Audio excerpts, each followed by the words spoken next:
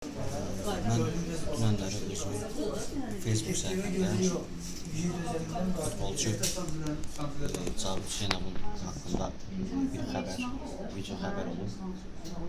Onu paylaşmışam. Xəbər olunan video görüntü ondan ibarətdir ki, Cavit Hüseynov oyundan sonra mətbuat konferansında Yunan jurnalisti ilə güya belə görünür ki, ona qarşı hərəkətlər ilə tərbiyəsiz hərəkətlər edib, yəni etikadan kənar hərəkətlər edib. Bunu digər informasiya vasitələrində olan bir yayılmış videodur. Mən onu səhifəmdə paylaşmışam və qısa status yazmışam ki, bu cür hərəkəti edən tərbiyəsiz idmançının mənə Avropada təmsil etməyini istəmirəm. Sonra bu günləri o statusun altında kommentlər yazıldı. Mənə qanımın yoxlanılığını, qanımda şübhə erməni qanı olmağını bildirdilər. Nəysə, ondan sonra telefon zəngi oldu mənə. Bir nəfər idi, söyüşlər söylədilər, söyüşlərlə təhqir etməni. Sonra bu zəngdən bir neçə dəqiqə sonra Cavit Hüseynov özü zəng elədi. Cavit Hüseynov özü zəng elədi. Normal danışdıq Cavit Hüseynovla, normal, heç bir mübahisəsiz. Bildirdi ki, belə bir şey olmayıb, düz anlaşılmayıb. Bəs mən orada əxlaqsız hərəkət yox, bu hərəkət onu bildirir ki, biz Türkiyə ilə dostuq, əlimiz. Mən cavab dedim ki, mən yox, başqa şeylər gəlir, işlərin qarması vardır. Əgər belədirsə, problem yoxdur. Əgər belədirsə, mən ikinci status kimi yaza bilərəm ki, bəs belə. Yəni, normal sağollaşdıq, bir-birimizi başa düşdük və ikinci olaraq status yazdım ki, Cavidin özündən danışdım. Cavid bildirdi ki, bu təhqiramiz hərəkət yox, Türkiyədən bizim dostumuzu bildirən işarədir. Bunu mən status kimi yazdım. Yazandan sonra Caviddən qabaq mənə zəng edən şəxs, hansı ki, məni təhqir edən şəxs. Bir də zəng elədi.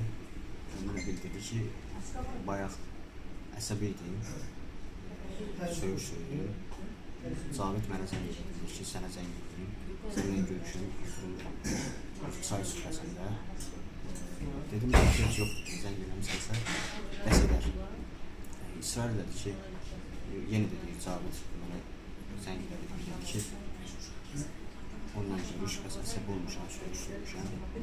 Mən dedim, mənim hal-hazırda həmdə işim var, yəni belə israr edirsənsə, mən başqa yerə gedim, mənim yaşadığım ərazidə görüşə bilərəm sənə. Yaşadığım ərazidə bayıldı.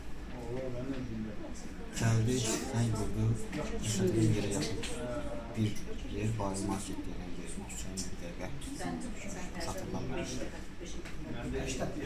Bayıl market ərazisində gəldi, zəng gəldi, mən də gəldim, maşını saçladım.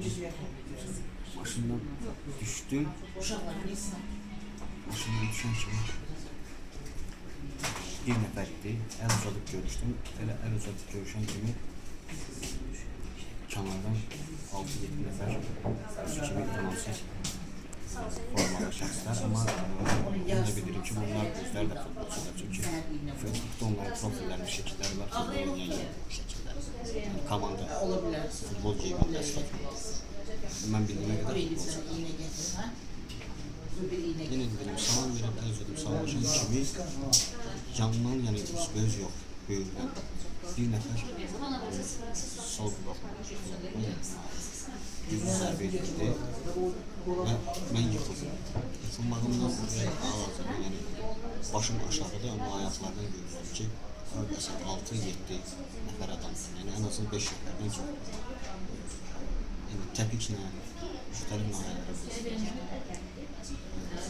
Yerə yıxılan zaman mənim əlimdə olan telefonun bir də pul taşıyırlar. Yerə düşdü. Bunlar mənə bir dəqiqə ərzində, yarım dəqiqə ərzində. Telefonu daha kaşılığı da götürüb qaçdılar. Ondan oradan bir təhər təzim tibbi yardım stansiyasına çatdırdım özümü. Elə bir halda ki, polisə də xəbər edildi, ağrılar, bunlar dəhşət təzim tibbi yardıma gətirdi. Gətirdim, satdım, yaxınlar var. Oradan təhsil tibbi yardım maşınını mən gətirdilər xəstəxanaya. Bir saniyə klinik xəstəxanaya. Həkim nə deyir aslında? Həkimlər müayinə edirlər.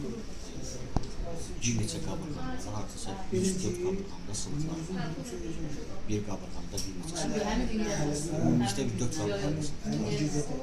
Həkimlər bildirlər ki, mütləq bu xəstəxana şəraitində. Ondan əlavə hələ ki yoxlamayıblar. Çünki həkim yox edirlər, sabah olacaq. Həkim burada da hal-hazırda əslində. Burada olmalı. Bundan əlavə sol qulağını tamamilə eşitmir.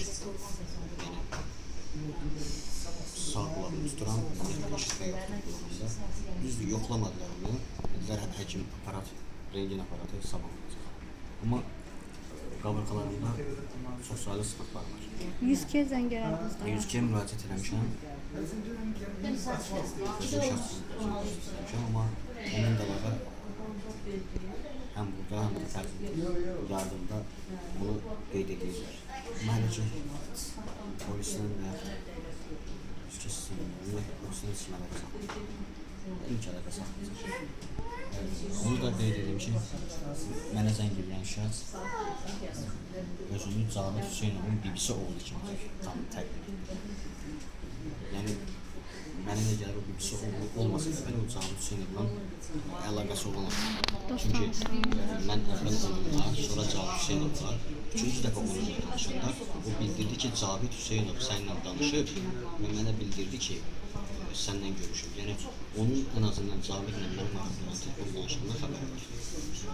Və bildirdi ki, Cavid Hüseynov dedi ki, gedin onunla görüş. Bir də onu göstərir ki, Cavid Hüseynov onunla deyib ki, gəlsinlər mənimlə görüşürlər. Yəni, burada bilməni olaraq Cavid Hüseynov özü də olmasa, onu tanıyan, onun ətrafında olanlar. Onlar mənə açıq nömrələrdən zəng vururdular.